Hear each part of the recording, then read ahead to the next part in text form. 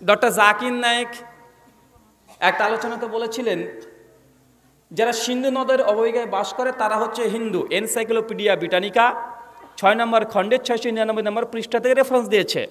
যে ডক্টর জাকির নায়েককে যখন একজন অমুসলিম হিন্দু প্রশ্ন করেছেন, তখন তিনি বলছেন, অতএব আপনি ধরে নিতেন আমি ডক্টর জাকির নায়েক, আমি ভৌগোলিকভাবে আমি একজন হিন্দু।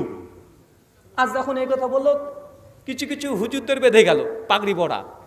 ওই হচ্ছে দেখো ডক্টর জাকির নায়েক নিজে যে হিন্দু নিজেই স্বীকার করছে, ও যে মুশরিক নিজেই স্বীকার করছে। কারণ ডক্টর জাকির নায়েক বলছে আমি হিন্দু, কিন্তু ডক্টর জাকির নায়েক বলছে ভৌগোলিকভাবে হিন্দু। মানে যারা ভারতে বাস করে ভৌগোলিক ডেফিনেশন অনুযায়ী তারা হিন্দু, যারা আমেরিকায় বাস করে তারা আমেরিকান। কথা বুঝতে পারছেন না ভাইজান? যারা ইউরোপে বাস করে তারা ইউরোপী। পশ্চিমা বিশ্বে যারা বাস করছে তাদেরকে আমরা ডাকি কি ডাকি না? কথা বলেন। একটা ভৌগোলিক নাম অনুযায়ী ডাকা হয়, গোত্রের নাম ধরে ডাকা হয়। কোরআনে আছে মুহাজির ওয়ানসার, আছে না নাই? কথা বলেন। বিভিন্ন জাতি গোত্রের নাম নেওয়া হয়েছে কি হয় নাই? তো এইসব নবী রাসূলগুলো এসেছিল কে ইহুদা বংশে, কে বেনিয়ামিনের বংশে, কে লেভীয় বংশের, সবগুলোই চিলড্রেন অফ ইসরাইল, বনি ইসরাইল। আমি এটাকে দীর্ঘক্ষণ ধরে আলোচনা করেছি এবং দেখিয়েছি ইহুদিরা কত ভ্রষ্ট, কত বদমাশ, কত নির্লজ্জ, কত বেঈমান। আমি লিস্ট দিয়েছিলাম আলোচনাতে, আর আমাকে ইহুদির দালাল বানানোর চেষ্টা চলছে। কথা বুঝতে পারলেন না ভাইজান? ভাই বলেন তো, বাংলা ভাষাতে, এটা আমি গর্ব অহংকার করে বলছি না, ইহুদি খ্রিস্টানদের সঙ্গে কেউ যদি ডিবেট করে, বিতর্ক করে, কে করেছে?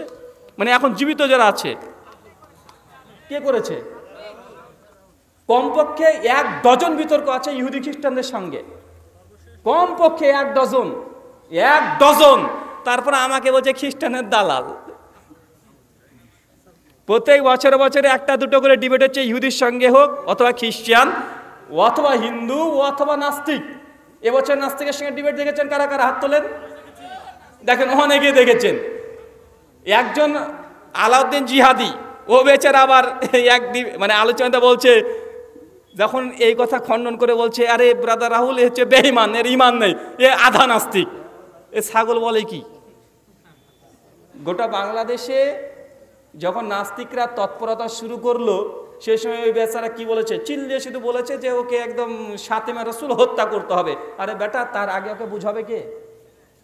ভাই, ফাতেমা রাসূলের প্রথম কাজ কি? আগে হত্যা করে দেওয়া?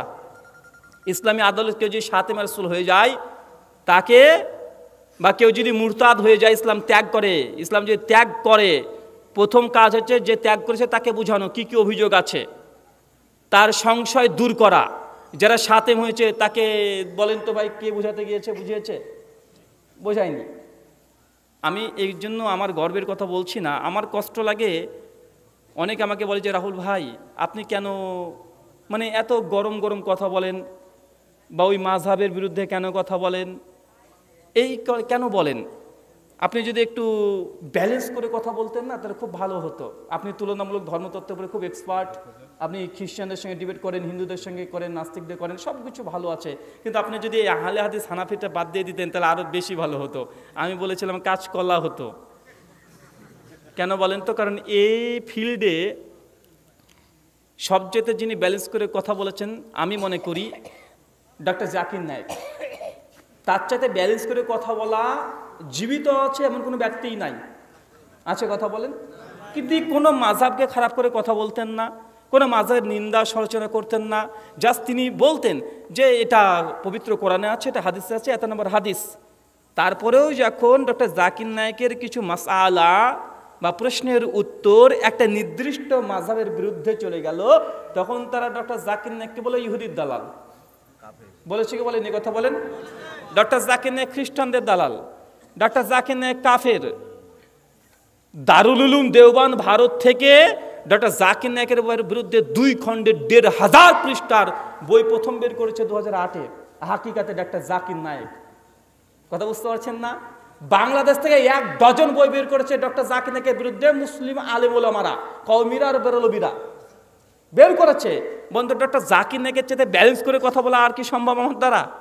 তো আমি যখন দেখলাম যে ডক্টর জাকির নায়েক উম্মার জন্য এত খেদমত করছে, এত ব্যালেন্স করে কথা বলছে, তথ্যভিত্তিক কথা বলছে, ডক্টর জাকির নায়েকের যদি শেষ উপাধি মুসলিম উম্মার কাছ থেকে গিফট যদি পাই ইহুদি আর খ্রিস্টানদের দালাল, তা আমি কথাকার হতো ছাড়া আমি অত ভদ্র হয়ে কথা বলতে পারবো না।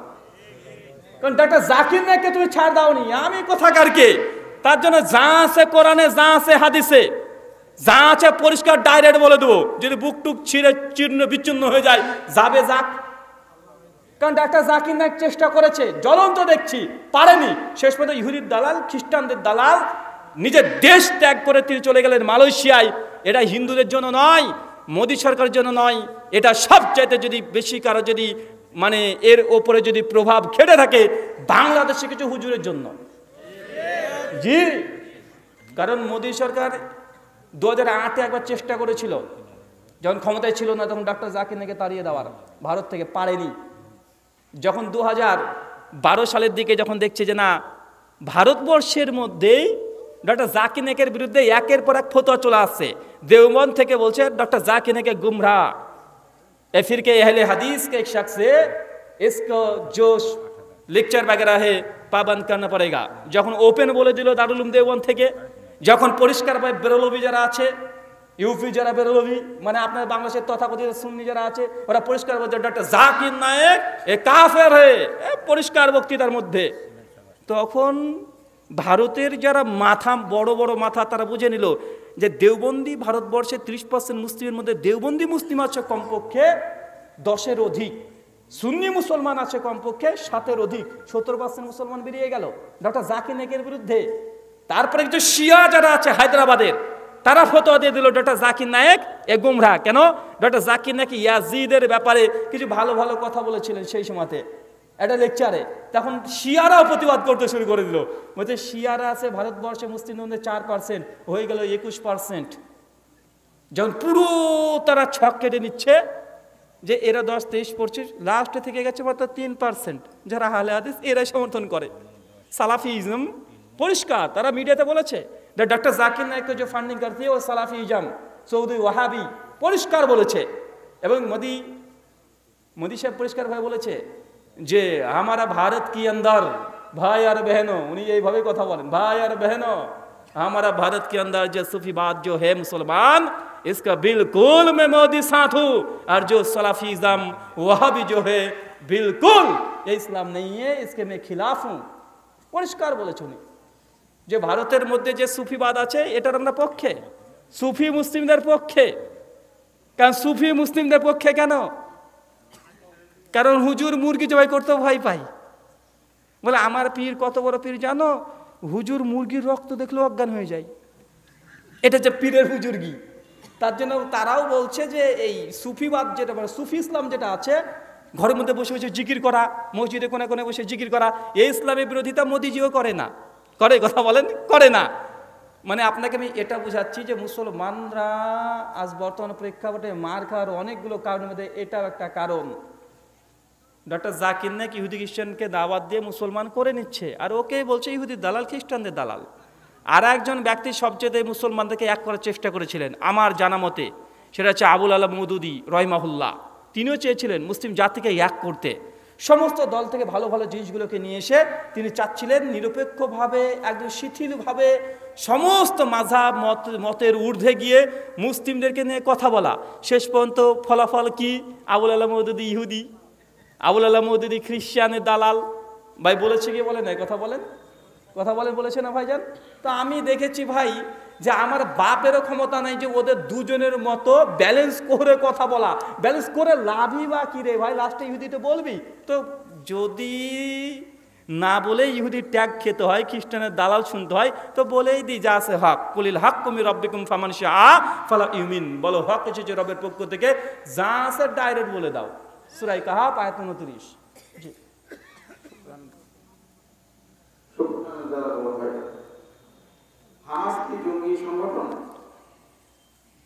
আমি জানি না, কারণ হামাসের কোনো সমর্থন যারা সরাসরি করে তাদের কোনো সাক্ষাৎকারও নিই নাই, তার সঙ্গে আমার কথাও হয় নাই, দেখাও হয় নাই, ফোনে কথাও হয় নাই, চিনিও না, জানিও না, এমন কোনো মানুষকে দেখিও নি, শুধু মিডিয়াতেই দেখি, টিভিতে দেখি। কথা বুঝতে পারছেন? এখন যদি আপনাকে বলা হয় আইসিস যারা আছে এরা কি জঙ্গি সংগঠন, আমি কোনোদিন তাদেরকে দেখিনি, তারা মানুষ না পায়জামা তাও বুঝি না। কিন্তু এখন যদি বলেন মিডিয়ার উপরে ভিত্তি করে বলতে হবে যে আইসিস মানে কি, যে মিডিয়াতে দেখায় কালো মানুষ একদম ঢেকে রেখে দিয়েছে, আল্লাহু আকবার বলে একটা মানুষকে কেটে দিচ্ছে, এরা আইসিস, তো বলবো এরা পাক্কা শয়তান, কথা বুঝতে পারছেন না ভাইজান? আল্লাহ বলছেন সূরা হুজুরাত আয়াত নম্বর 6, ইন জাকুম ফাসিকুম বিনাবাইয়িন ফাতাবাইয়ানু, যখন তোমার কাছে কোনো খবর নিউজ আসে ফাসেকের মাধ্যমে, তখন বিচার করো, তাহকিক করো, যাচাই করো। এখন হামাস বলেন, আইএস বলেন, আল কায়দা বলেন, যাই বলেন না কেন, প্রকাশ্যে বা গোপনে তাদের সঙ্গে কোনো আমাদের সম্পর্ক নেই। যা মিডিয়া দেখায় তাই আমরা দেখি, এরপরে ভিত্তি করে আমরা কোনো ফতোয়া জারি করতে পারবো না। কারণ এই দুই পক্ষের মানুষ আছে, কে বলছে মুজাহিদ, কে বলছে জঙ্গি। কথা বুঝতে পারছেন না ভাইজান? তবে আমরা ফিলিস্তিনের নিরীহ মানুষের পক্ষে। হামাস কি করেছে? আল্লাহর কাছে বিচার দেবে, আল্লাহ বিচার নেবে।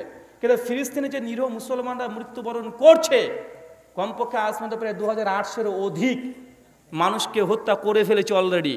গাজাতে 17 তারিখ রাত্রি 11টার পরেই একদম পুরো ইলেকট্রিসিটি পুরো বন্ধ, পানি পুরো বন্ধ, হসপিটালে 10,000 পুরো ক্যাপাসিটি ছিল, 10,000 মানুষ শেষ হয়ে গেছে, অক্সিজেন নেই, হসপিটালে গিয়েও আর কোনো কাজ নেই, বাইরে থেকে ইলেকট্রিক আসতে পারছে না, পানির লাইন পুরোকে বন্ধ করে দিয়েছে, একদম হাহাকার চলছে, এতটা আমরা জানি। এই জন্য ভাই দোয়া করেন, আসমান থেকে আল্লাহ জন্য অঝড় ঝড়ে বৃষ্টি দিয়ে মুসলিমদের হৃদয়কে প্রশান্তি দিয়ে দেয়। আমিন।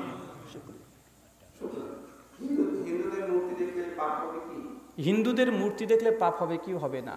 না, মূর্তি দেখাতে পাপ হবে না, তবে যে স্থানে মূর্তি পুজো হয় সেখানে ভিজিট করতে যাওয়া, দেখতে যাওয়া, অংশগ্রহণ করা, এটা সম্পূর্ণ নিষেধ এবং শিরিক। আমার আলোচনা পূর্বে একজন আলোচক বলে যাচ্ছিলেন যে নবী ইব্রাহিম আলাইহিস সালাম তিনি ভেঙেছিলেন, নবী ইব্রাহিম। তো অনেক হিন্দু দাদারা বলে দেখো মুসলমানরা মূর্তি ভাঙে। ভাই আমরা শুধু না, এই কথা প্রথমে বলতে হবে ইহুদিদেরকে, কারণ নবী ইব্রাহিমকে তারাও মানে। এই ঘটনা ওল্ড টেস্টামেন্টের বাইবেলের বুক অফ লেভিটিকাসের মধ্যে এখনো আছে যে আব্রাহাম তিনি মূর্তি ভেঙেছিলেন। খ্রিস্টানরা এই কথায় বিশ্বাস করে, মুসলমানরা বিশ্বাস করে, কিন্তু আমাদেরকে শুধু বলে, ভাই বলে না ভাইজান? তো ইব্রাহিম আলাইহিস সালামকে মানে তো খ্রিস্টানরাও, ইহুদিরা, তাদের বাইবেলে আজ পর্যন্ত লেখা আছে। তাই সুনান কুবরালিল বাইহাকি হাদিস নাম্বার 1789, সনদ হাসান ইবনু ওমর রাদিয়াল্লাহু তাআলা আনহু, তিনি যখন কোনো গির্জার পাশ দিয়ে যেতেন তিনি বলতেন যে আমি ভীত সন্ত্রস্ত হচ্ছি, আল্লাহ না জানি এই সময় তো কোনো আযাব আমার উপরে অবতীর্ণ করে দেন। তাই কোনো মুমিন কোনো শিরকি স্থানে অংশ নিতে পারে না, দূরে থাকবে। তবে কেউ দেখে নিলে গুনাহ হবে এমন কিছু নয়। শুকরিয়া।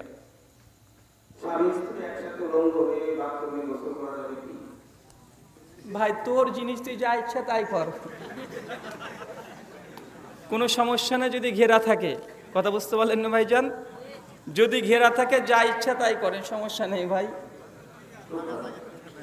আমার স্ত্রীর মাথার একটু সমস্যা রয়েছে, তা আমি বুঝতে পারি, তবে সাধারণ মানুষের বাবা মা ভাই বোনের কাছে ভালো হয়ে থাকে, কেউ তার মাথার সমস্যা বুঝতে পারে না, এমন অবস্থায় তাকে তালাক দিলে আমি পাপী হব?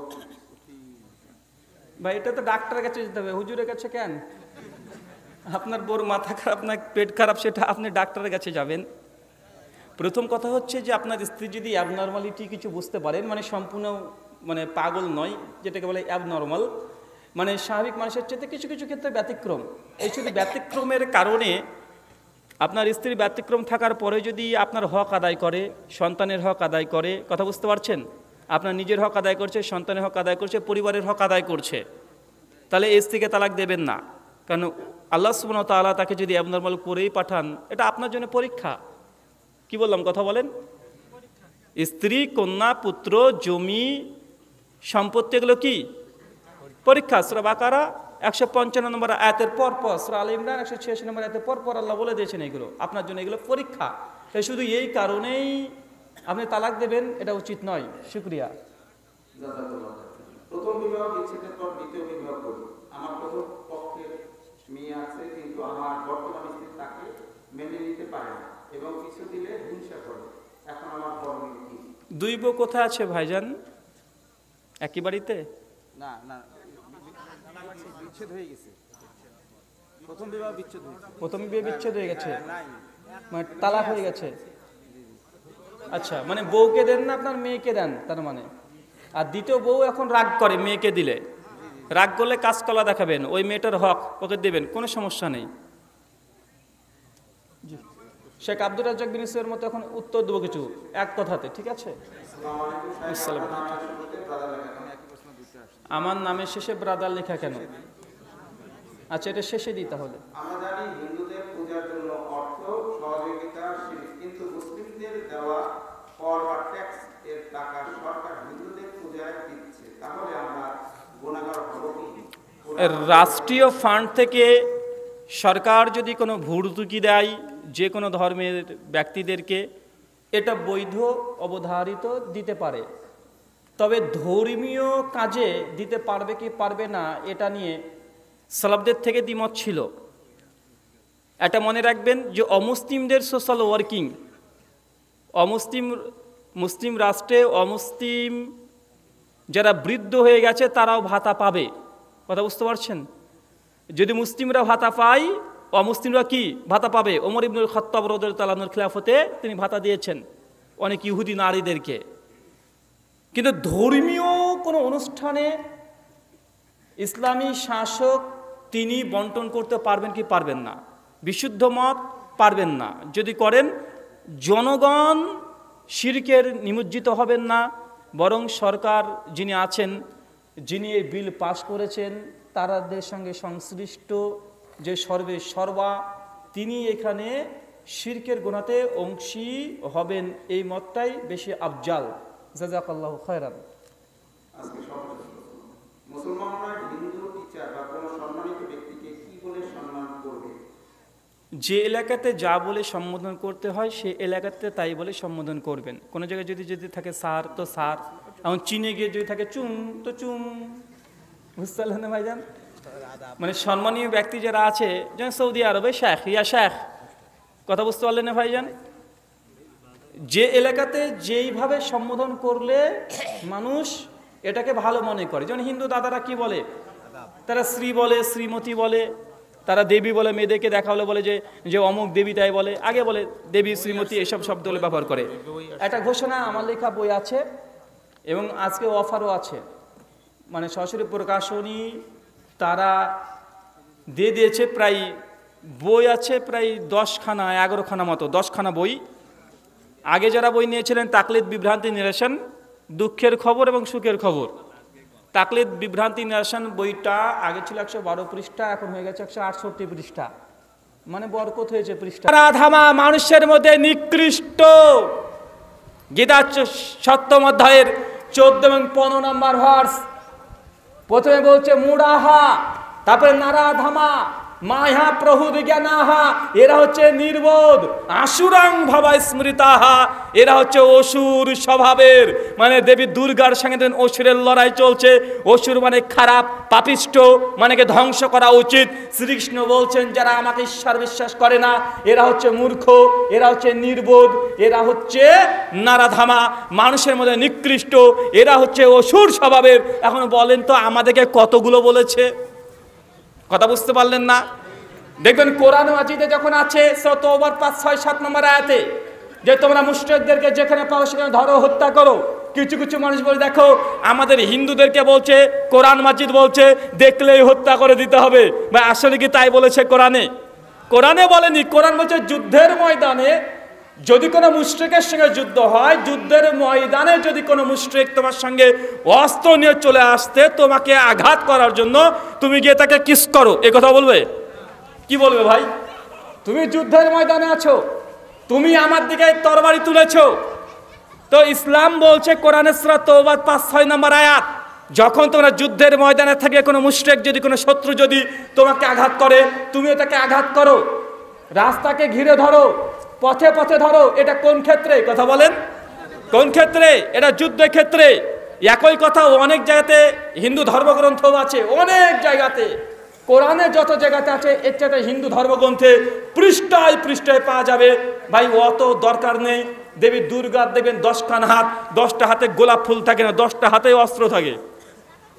কালী পুজোর চেহারাটা দেখবেন, আমি কোনো ধর্মকে অপমান করছি না, তার 4টে হাত দেখবেন মরার মাথা নিয়ে ঘুরে বেড়াচ্ছে, আছে না নাই? কথা বলেন, হাতে খাড়া আছে। মানে এইসব প্রতিমাগুলোকে দেখে বোঝা যাচ্ছে এরা নিঃসন্দেহে এরা কি করছে? ওরা বলছে দুষ্কৃতিকে ধ্বংস করছে, খারাপ জিনিসকে ধ্বংস করে দিচ্ছে, শত্রুকে ধ্বংস করছে, বিনাশ করছে। তো ভাই এইসব দুর্গা দেবী বা কালী দেবী আমার কোনো আপত্তি নেই, আমার হিন্দু দাদারা সনাতনীরা করতে পারে, কিন্তু অভিযোগ তখনই আসে যখন তাদের বাস্তব এগুলো আছে। হচ্ছে মুসলমানকে বলে জঙ্গি, মুসলমান সন্ত্রাসী। আছে না নাই কথা বলেন? মহাভারত, গোটা মহাভারতটা রচনা করা হয়েছে যুদ্ধের ময়দান নিয়ে। ভাগবত গীতা 18খানা অধ্যায় আছে, 700খানা শ্লোক আছে, গোটাটাই যুদ্ধের ময়দানেরই কথা। কথা বুঝতে পারছেন না ভাইজান? অথচ আমাদেরকে আবার অভিযোগ করা হয়। আর গীতাতে শ্রীকৃষ্ণ পরিষ্কারভাবে বলছে, যারা কৃষ্ণকে বিশ্বাস করে না তারা হচ্ছে নির্বোধ, তারা হচ্ছে মূর্খ, তারা অসুর। এখন কি আমরা গীতার এই শ্লোক নিয়ে হিন্দু দাদাকে অভিযোগ করব যে তোমাদের গীতা কেন বলছে আমরা মুসলমানরা অসুর? বলবো কি কথা বলেন? আমরা তো কোনো অভিযোগ করি না, কিন্তু হিন্দু বা অন্য ধর্মের অনুসারে তারা কিন্তু এটাকে মেনে নিতে পারে না। যখন আমরা তাদেরকে কি বলি, আমরা যখন কাফের বলি। আসেন আবারও ওই অংশে চলে যাই। ভোট দেওয়ার 4টে পর্যায়, কখনো ফরজ তথা ওয়াজিব, কখনো শিরক, কখনো বৈধ, কখনো হারাম। কোন পর্যায়ে?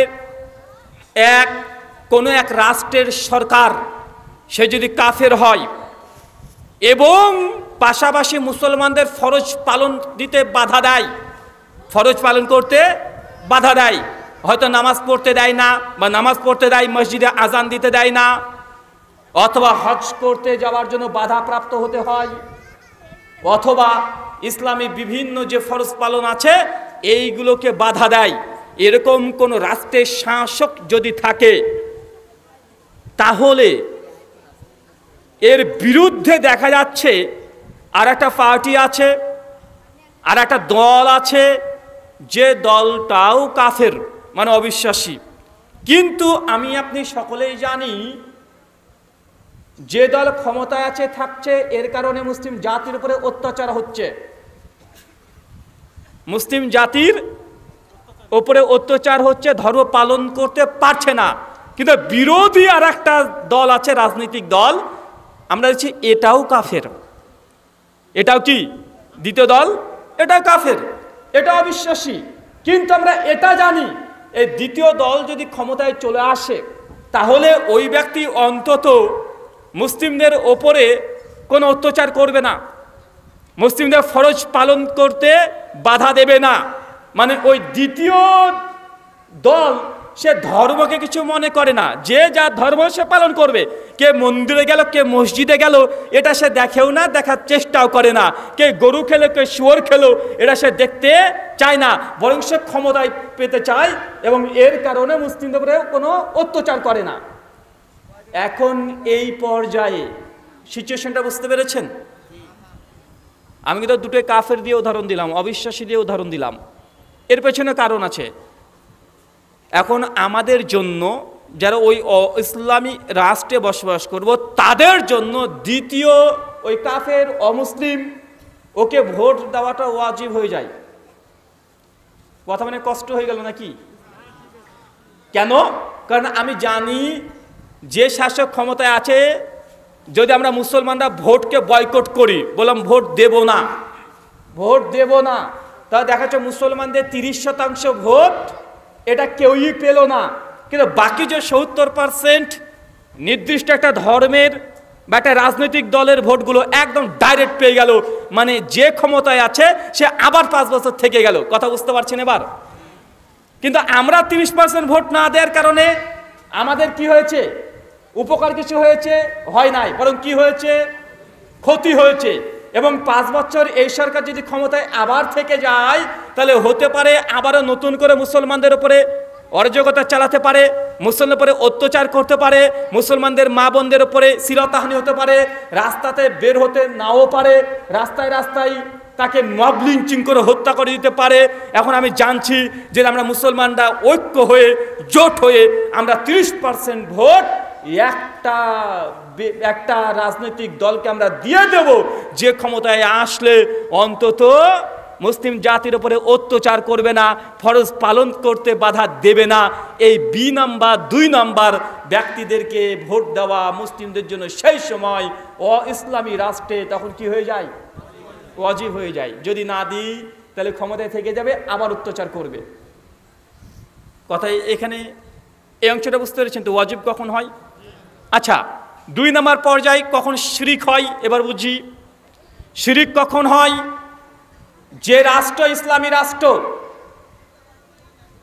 আচ্ছা হারামটা আগে বোঝাই। ধরেন সৌদি আরব বা কুয়েত, কাতার, বাহরাইন, পৃথিবীর বিভিন্ন রাষ্ট্র আছে যেখানে ইসলামী শরিয়া আইন আছে, তবে খিলাফতের মাধ্যমে নয়, রাজতন্ত্রের মাধ্যমে আছে না নাই কথা বলেন? খিলাফতের মাধ্যমে নয়, রাজতন্ত্রের মাধ্যমে আছে। তো এক্ষেত্রে দেখা যাচ্ছে ইসলামী খিলাফতের মাধ্যমে না থেকে রাজতন্ত্রের মাধ্যমেও ইসলামী শরিয়া আছে। ইসলামী হুদুদ কিসের উপরে আছে? ইসলামী পন্থায় আছে, পদ্ধতি ভিন্ন। এখন সৌদি আরবের কোনো জনগোষ্ঠী যদি তারা আন্দোলন করে, একটা গোষ্ঠী বের হয়ে বলছে যে সৌদি আরবে আমরা ইসলামী রাষ্ট্র চাই না, আমরা চাই পশ্চিমা বিশ্বের সংবিধান, মডার্ন ল, কথা বুঝতে পারছেন? এখন সৌদি আরবের কোনো জামাত যদি বেরিয়ে চলে আসে এবং তারা দাবি করে, আন্দোলন করে, জনমত যদি গঠন করে যে আমরা ইসলামী রাষ্ট্র চাই না, আমরা চাই পশ্চিমা মডার্ন ল, তখন এই পশ্চিমা মডার্ন ল এর পক্ষে যারা যারা সৌদি আরবে ভোট দিবে তারা প্রত্যেকে শিরিক করবে। কথা বুঝতে পারলেন? এবার কেন এখানে শিরিক হবে বলেন তো ভাইজান? কারণ আল্লাহর বিধান বাদ দিয়ে মানব রচিত মডার্ন ল, এখানে আল্লাহর বিধান সরিয়ে দিয়ে এখানে আল্লাহর বিধান পরিবর্তে মানব রচিত ল নিয়ে আসছে। এই জন্য এটা হবে কি? এটা হবে শিরিক। কি বললাম? এটা পরিষ্কার শিরিক। আচ্ছা 3 নাম্বার, হারাম কখন হবে? হারামটা অনেকটা এই পর্যায়ের, তবে এখানে দুটোই মুসলিম হতে পারে।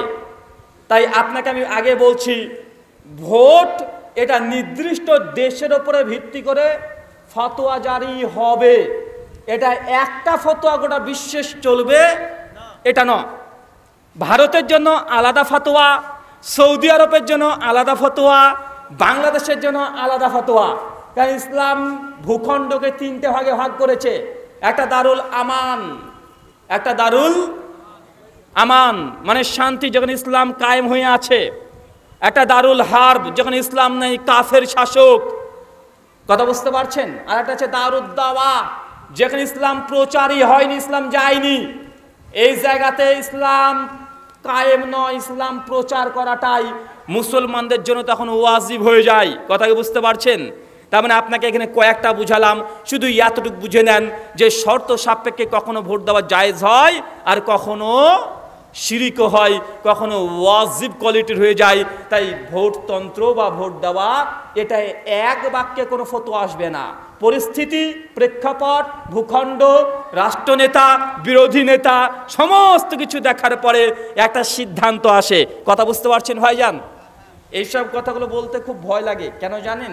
এগুলো কথা বলা মানে 2 দিক থেকে চাপ, একটা রাজনৈতিক চাপ, একটা হচ্ছে আমাদের মুসলিম ভাইদের চাপ। দেখ রাহুল ভাই এ বলে গেলে এই কথা আছে না নাই? কথা বলেন। আমার কথা হয় কারো পক্ষে যাবে, কারো বিপক্ষে যাবে, কারণ 2 পক্ষেরই তো লোক এখানে আছেন না ভাইজান? আছে তো সব জায়গাতে 2 পক্ষেরই লোক। আমি বললাম সব পক্ষেরই বললাম, কারণ এটাই সঠিক কথা যে ভোট দেওয়া প্রেক্ষাপট অনুযায়ী জায়েজ হয়, প্রেক্ষাপট অনুযায়ী হারাম হয়। আল্লাহ সুবহানাহু ওয়া তাআলা তুমি এই কথাগুলো বোঝার তৌফিক দান করো, সকলে পড়ি আল্লাহুম্মা আমিন। সম্মানিত সুধী, আপনাকে এই কথা বলতে চাই, আমরা অনেকে চাচ্ছি যে আমরা দিন কায়েম করব, ইসলামকে চাই, আছে না নাই?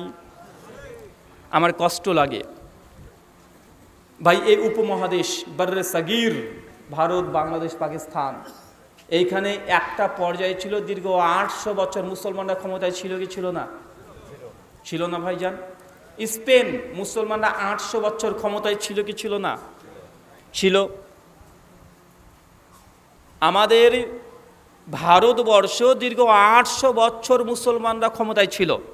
আচ্ছা, মুসলমানদের ক্ষমতা হঠাৎ করে অমুসলিম কাফের তারা পেল কিভাবে? আপনি তো ক্ষমতায় ছিলেন, রাষ্ট্রের নায়ক তো আপনি ছিলেন, রাষ্ট্র তো আপনি পরিচালনা করেছেন, হঠাৎ করে আপনার ক্ষমতা ছিনিয়ে নিল অমুসলিমরা, এটা হলো কেন? কখনো কি আপনি কারণ বের করার চেষ্টা করেছেন? কথা বলেন। আমি বুঝাতে পারছি না।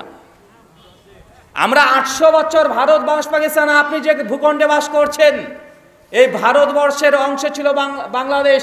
পাকিস্তান ছিল কি ছিল না, কথা বলেন? ছিল তো। দীর্ঘ 800 বছর আমরাই রাজত্ব করেছি মুসলমানরা।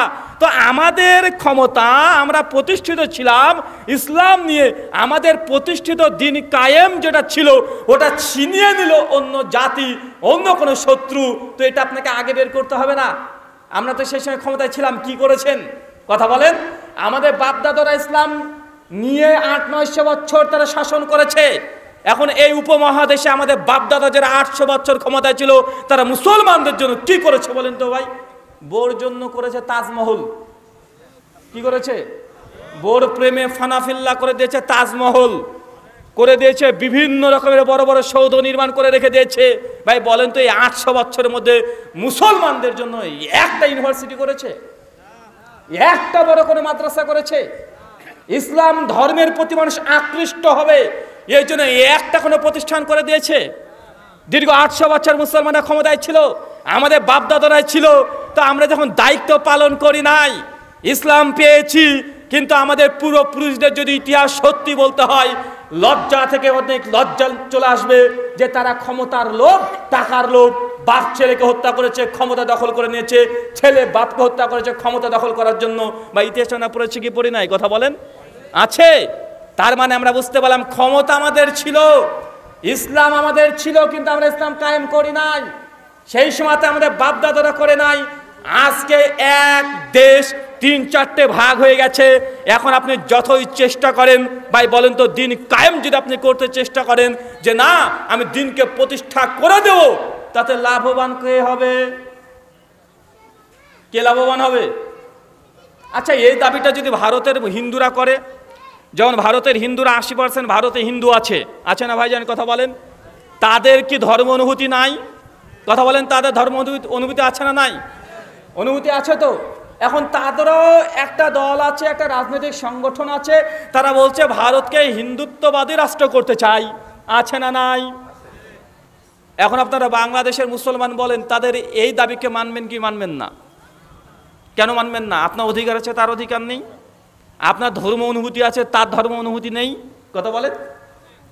আপনি বলছেন আমরা বাংলাদেশে 80%, 90% আমরা বাংলাদেশি মুসলিম, অতএব আমরা বাংলাদেশকে আমি ইসলামী রাষ্ট্র ঘোষণা করে দিলাম বা এটা করতে চাই, এটা আপনার। তো ভারতের হিন্দুরা তো তাই বলবে না যে আমরা এখানে 80%, 90% হিন্দু, অথবা আমাদের দেশটাকে আমরাও হিন্দুত্ব রাষ্ট্র করে দিতে চাই, হিন্দু আইন অনুযায়ী ভারতবর্ষে চলবে আর মুসলিম আইন অনুযায়ী বাংলাদেশ চলবে। মুসলমানরা দাবি করতে পারলে হিন্দুরা কেন পারবে না? কথা বলেন। আপনার দাবি যদি যৌক্তিক হয়, তারটা কেন যৌক্তিক? কথা বুঝতে পারছেন না মনে হয়। আপনি এখানে ইসলাম কায়েম করে, দিন ইসলাম শরিয়া কায়েম করে আপনি উপকার পাবেন, আপনার ভালো লাগবে। তো তারাও তো হিন্দু ধর্ম যদি কায়েম করতে চায়, এবং তাদের একটা দল আছে রীতিমতো কন্টিনিউয়াসলি কাজ করছে। এখন হিন্দুদের মধ্যে যারা উগ্রবাদী, যারা হিন্দুত্ব রাষ্ট্র চায়, তারাই দেখবেন মুসলমানদের উপরে অত্যাচার করছে, রাস্তাতে নির্যাতন করছে, মব লিঞ্চিং করছে, ট্রেন থেকে ধাক্কা দিয়ে ফেলে দিচ্ছে। মুসলমানদের মধ্যেও কিছু কিছু মানুষ আবার ঢুকে গেছে, দিন কায়েমের নামে বোমা মারছে, আছে না নাই? বিভিন্ন দুর্গা মন্দির ভেঙে দিচ্ছে, এগুলো খবরে আমরা দেখছি। সত্য মিথ্যা কতটা আমার জানা নাই, এই ঘটনা ঘটছে কি ঘটছে না। মনে এবং উগ্রতা কোনো জায়গাতেই এটা সঠিক নয়। আপনি বাংলাদেশে মুসলমানের সংখ্যাগরিষ্ঠ, আপনি এখানে যদি তাদেরকে একটু টুক করে একটা আঘাত দেন, ভারতে আছে মুসলমান আর তারা আছে, হিন্দুরা আছে 80-90 কোটি, ভাই তারাও তো যদি কচুকাটা করতে শুরু করে, আপনি কি করবেন? ফেসবুকে লিখবেন? কথা মানে বুঝতে পারলেন না? মুসলমান আমরা বুঝি না, আমরা জায়গাতে হাত দিয়ে দিই। অনেক মানুষ আছে আমেরিকাতে বসে মোবাইলের মাধ্যমে দিন কায়েম করছে, মানে বাংলাদেশ ত্যাগ করে চলে গেছে কাফের রাষ্ট্রে, ওখানে গিয়ে বলছে যে অমুসলিমদের কাছ থেকে জিজিয়া নিতে হবে, কিন্তু ও আছে অমুসলিম কাফের রাষ্ট্রে, ও আমেরিকাতে বসে বসে জিজিয়া নিচ্ছে ভারত থেকে, আছে না নাই? কথা বলেন। ভাই আমি বলছি এগুলো বাস্তবতা মেনে নিতে হবে। আগে বাস্তবতাকে দেখেন যে আপনি যেটা চাচ্ছেন, এই চাওয়ার মাধ্যমে বৃহত্তর মুসলিমদের কোনো ক্ষতি হচ্ছে কি হচ্ছে না? আপনারা এখানে যতটা করবেন, চাপ কিন্তু ওখানে আমাদের উপরে পড়বে, আছে না নাই? এটা আমরা অনেকে বুঝি না। আপনি যদি এখানে বেশি বাড়াবাড়ি করেন, ওইখানে কিন্তু তারা আছে, তারা কিন্তু আপনার ভাইয়ের উপরে বাড়াবাড়ি করবে। তাই এখান থেকে আমরা বলছি দিন কায়েমের একটাই পথ, সেটা হচ্ছে উলামায়ে সালাফ যে দিন কায়েম করেছে, দিন প্রচারের মাধ্যমে, দাওয়াতের মাধ্যমে, দাওয়াত দিয়ে দিয়ে সর্বশেষ যখন আমরা দেখব যে না আসলে মুসলমানরা একদম সংখ্যা গরিষ্ঠ, মুসলমানরা গোটা একদম মুসলমানরা ইমানের জজবায় পরিপূর্ণ হয়ে গেছে, সেই সময় পদক্ষেপ নেওয়া যেতে পারে, তার আগে নয়। আমি মানে বুঝাতে পারছি না, কারণ এই ইস্যুগুলো অনেকগুলো ভাইটাল। কিছুটা আছে রাজনৈতিক, কিছু আছে ধর্মীয় অনুভূতি, কারণ আমাদের প্রত্যেকের ধর্ম অনুভূতি আছে। দেখেন ভারতবর্ষে একটা মুস্কান নাম শোনেন না ভাইজান? আজকে 2 বছর আগে কর্ণাটকে একটা মেয়ে, মুসলমান মেয়ে, সে বুরখা পরে যাচ্ছিল, কিছু হিন্দু দাদারা তারা জয় শ্রীরাম জয় শ্রীরাম করে চিৎকার মারলো, আর মেয়েটা চিৎকার মারে বললেন আল্লাহু আকবার। গোটা বিশ্ব একদম কেঁপে উঠলো। উঠেছে ওঠে নাই? বাংলাদেশের মুসলমানরা ফেসবুকে লিখছে আল্লাহু আকবার, কেন মুসলমানকে বুরখা পড়তে দেবে না? বুরখা জিন্দাবাদ, আল্লাহু আকবার জিন্দাবাদ, আর মুস্কান জিন্দাবাদ। আমরা করেছি কি করি নাই? একদম আপনার রক্ত টকবক করে ফুটছিল যে কেন এখানে জয় শ্রীরাম বলে চিৎকার মারলো, বুরখা পরার অধিকার কেন নেই? অনেক রকমের কথা আছে না নাই? কথা বলেন। আবার যে এই ফেসবুকে আল্লাহু আকবার পোস্ট লিখেছে, ওর বউ নিজে বেপর্দায় রাস্তায় ঘুরে বেড়ায়, কিন্তু ফেসবুকে কিন্তু একদম পাক্কা ফেরেশতা নেমে এসেছে। বা আছে না ভাইজান? ওই মেয়েটাও কিন্তু লিখেছে, স্ট্যাটাস দিয়েছে আল্লাহু আকবার, একদম মুস্কানের ছবি আছে আর আল্লাহু আকবার, কিন্তু ওই এবার বেপর্দা পরের দিন ছবি দিয়ে দিয়েছে নিজের। আছে না নাই? কথা বলেন। মানে একটা ধর্ম অনুভূতি আমাদের কাজ করে, কিন্তু ধার্মিক আমরা হতে চাই না। এখনই বাংলাদেশের মানুষকে বলেন যে আপনারা ভোট দেন, আপনারা ভোট দিয়ে ইসলাম শরিয়া নেন আর শুনিয়ে দেন। চুরি করলে কিন্তু হাত কাটা, বলে বাপ কাজ নাই, ভোট দিয়ে মুসলমান আবার ক্ষমতায় আনবো, খাল কেটে কুমির আনবো। মুসলমান যখন সৌদি আরবে যখন যায়, তখন আগে ভাবে ভাই যাচ্ছি বেঁচে আসবো কি ঠিক নাই। বাঙালি তো বলছে ভাই সৌদি আরবে যাচ্ছিস হাতটা ঠিক রাখিস, মানে চুরি করিস নি হাত কেটে নিবে। মানে আগে ভয় ভীত সন্ত্রস্ত অবস্থায় যায়।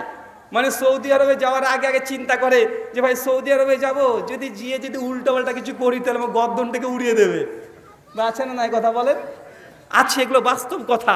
মানে মুসলমানরা আসলে নিজেরাই ইসলাম কায়েম করতে চায় না, অধিকাংশ মুসলমান চায় না। কেন? কারণ ভেতরে ইমানি জজ বাড়ায়। এমনি এখন বলেন আপনি মিটিং করতে হবে, মিছিল করতে হবে, আজকে ঘোষণা করে দেন কালকে আমরা ইসের বিরুদ্ধে, ফিলিস্তিনের বিরুদ্ধে, আমরা একদম আমরা ইসরায়েলের বিরুদ্ধে, ইসরায়েলের ম্যাপ অঙ্কন করে আগুন দিয়ে দাউ দাউ করে জ্বালিয়ে দেবো, রাত ছেড়ে যেতে হবে। দেন গোটা বাংলাদেশ থেকে লাখ লাখ মানুষ জড়ো হয়ে যাবে। হবে কি হবে না? হবে কি হবে না? এখনই বলেন যে আমরা ইসরায়েলের শুধু ম্যাপটাকে বাদ দিয়ে দিব, দাও দাও করে আগুন জ্বালাবো, আর ফিলিস্তিনের ম্যাপকে ধূপকাঠি জ্বালাবো। এখনো বলে ঘোষণা দেন যে আগামীকাল সকাল 9টার দিকে রাজশাহী আমচত্বরে আপনারা মুসলমানরা জমা হন। দেন কোন দিক থেকে রাত্রে রাত্রে মৌমাছির মতো একদম ঝাঁকে ঝাঁকে গোটা রাজশাহীকে দখল করে নেবে। আছে না নাই?